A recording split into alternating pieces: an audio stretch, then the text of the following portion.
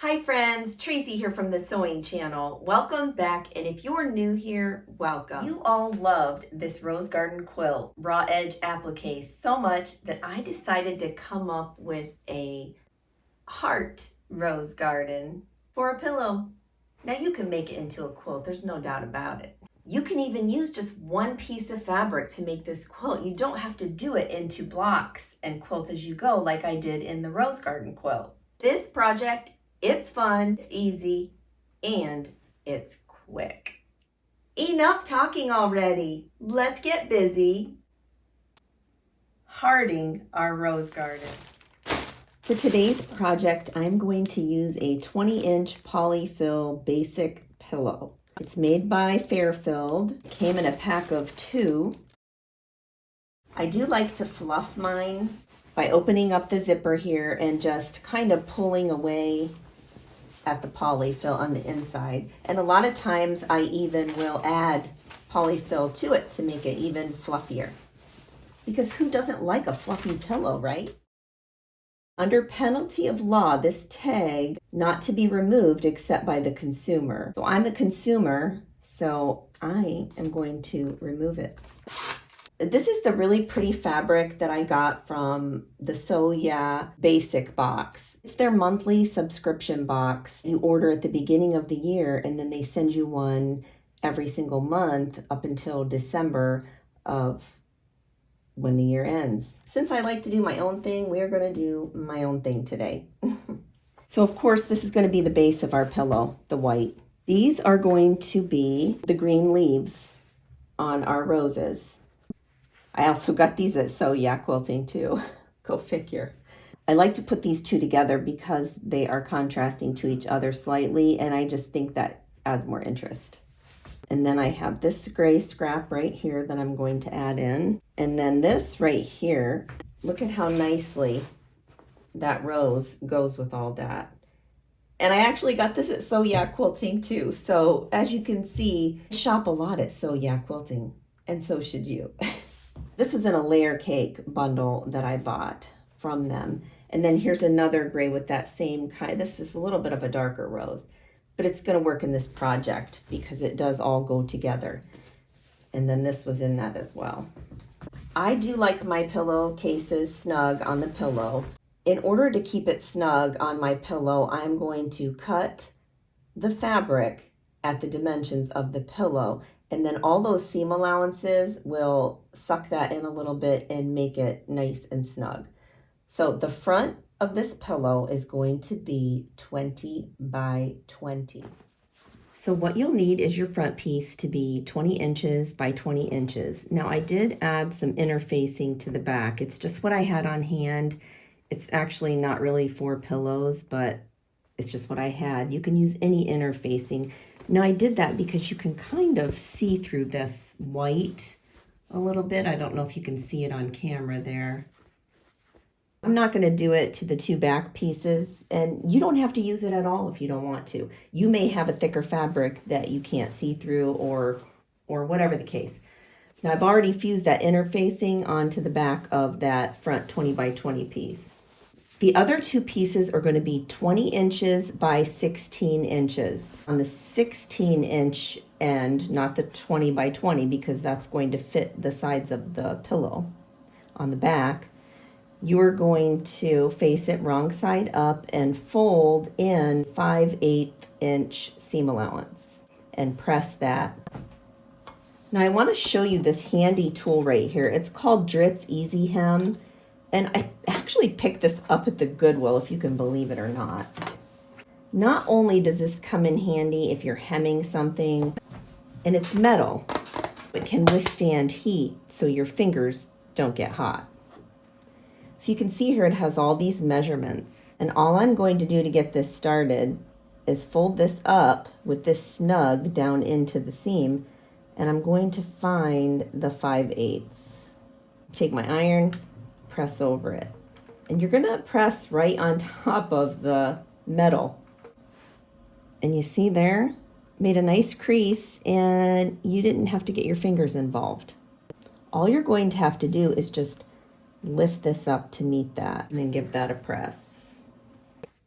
After you have both back pieces pressed nicely, you're going to take it to your sewing machine and you're going to add a stitch right along the back here on both pieces.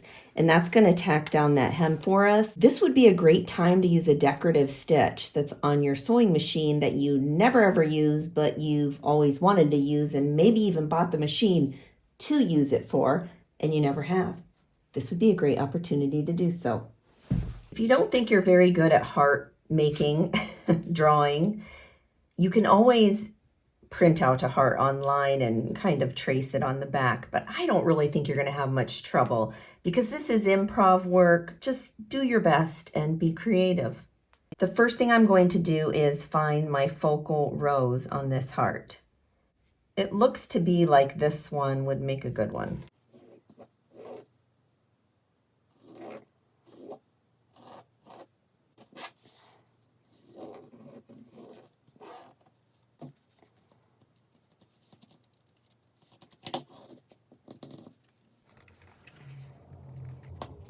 Not too bad, but I think I want to come in a little bit here. I can look at it face forward and see what needs to happen.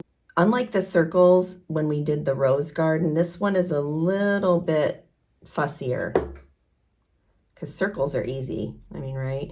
That looks pretty good. And I think I'm going to choose this pretty basic gray that we got in the subscription box. We're going for 4 layers of fabric, one being bigger than the next one. So this heart right here measures about 4 inches in height and about 4 inches in width. So here I'm just going to go outward a little bit more, kind of retracing what I just did here because I like the shape of that heart. It's going to work. These scissors are a little heavy for me today, so I'm going to switch to some lighter scissors. So again, I'm just going to follow that outline, waving my scissors in and out. It'll give it way more interest than just having a straight cut. Set this one on top of that one to see where you're at as far as how you like it. And I'm liking it, I really am. So now we have to figure out what is going to be our next color. Oh, this one, by the way, is so 5 by 5, 4 by 4, 5 by 5.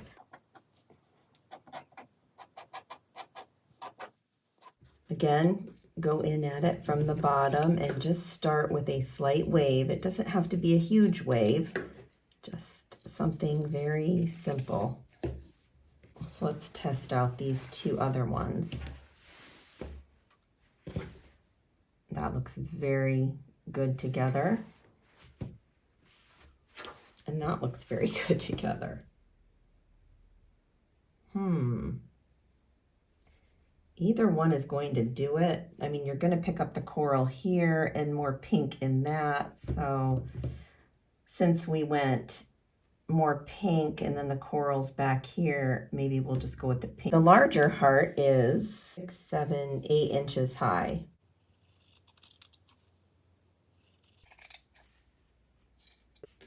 So these are about 1, 2.5 inches high. This one might be going on 3. I think I'm going to take it down a little bit. It's a little too pointy for me. Now you can stick these anywhere. You can use 1 leaf if you want, or you can use 2. And I think that looks kind of cute like that. But you can put them wherever you want. I don't know if you'd want them up here. Oh yeah, maybe that could be cute too. That could be very cute. Be off to the side.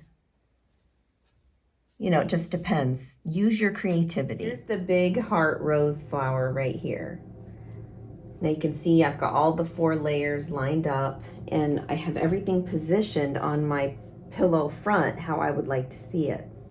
Now these little ones are just fill-ins right here to give the pillow just a little bit more interest. Make them any size that you'd like. This right here is where the pillow kind of curves and goes toward the seam, and on the side here as well. So I can see here that maybe this comes over here a little bit. Fuss with it a little bit to see where you would like yours. think that's going to be about right for me. Now what I'm going to do is pin all the layers together, just because I don't want to lose my place. The two hearts are together there. I went on the inside heart about 1/4 inch or so. You can go as far away from that edge as you see fit. So I went along the inside of the heart with a regular presser foot. I didn't pull out my free motion foot or anything. I wanted to do this on a regular sewing machine, a regular sewing foot, so that a lot of you would give this a try and not be intimidated by the free motion. Once I tied off the knot here and back stitched, I went ahead and stitched the next layer down about, that's a little bit more than 1/4 inch. And then I went ahead, you can see here the stitching on the leaves, how I did that. We are going to wash this and rough this up, and that's what we want, is that frayed look. That's what we're going for. So the more frayed, the better. You are going to start anywhere you'd like. I'm going to start off to the side here of this inner heart, and everything's pinned down, nothing's going anywhere. And I'm about 1/4 inch away. I'm going to start, I'm going to back stitch. Whoops, come on there, back stitch for me. And then I'm just going to continue in the heart shape. You're going to lift up your presser foot, pivot all the way around. Now you can go in the way of the curve, or you can go straight. It's up to you. I tend to do both.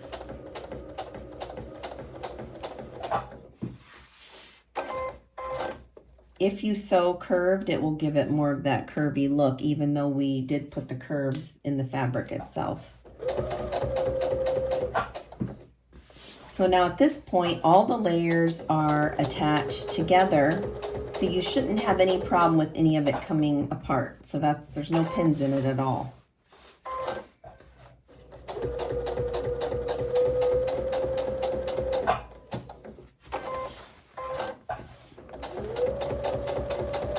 When you get back to where you started, you're going to stitch over that area and then go back stitch again. And that's it for the first layer. So that's all sewn on there, nice. Now we're going to go to the next layer. Sometimes I'll lift up that edge just so I can get a good start there, but I'm going to do the same thing, going to back stitch at the very beginning. You could do a little wavy thing if you want there, it's up to you. Go down to the point, staying that 1/4 inch away, and you may need to lift up this area right here.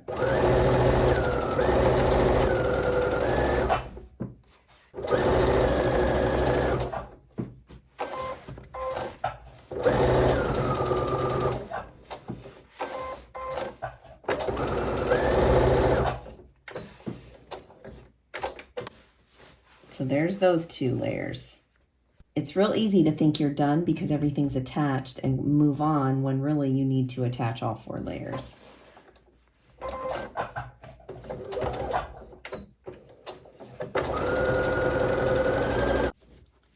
So all we're going to do is just tuck these best we can down underneath that bottom layer of the heart. That looks good. The first thing I'm going to do is just lift this up and just sew across both of them so they get tacked down right away. I'm leaving some space from that edge of fabric.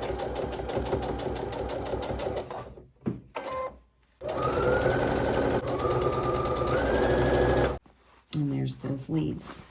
Cute. Look how darling our little hearts are on our pillow. It's time to construct the envelope pillow, which, by the way, is one of the easiest pillowcases to make. Take your 20 inch by 16 inch piece of fabric that you folded over with a hem pressed and sewed a stitch in to keep that hem down. You're going to take that and put that face down, lining it up with the bottom corners of the pillow front. Take your other fabric piece and place it face down, lining up to the top corners.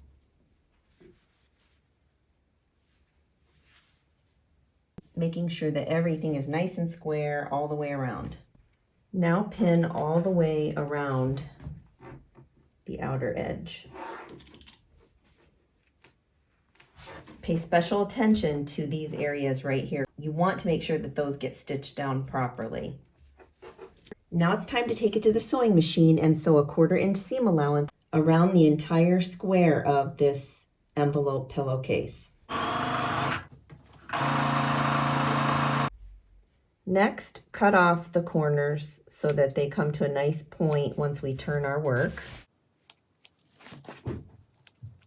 Turn your project right side out.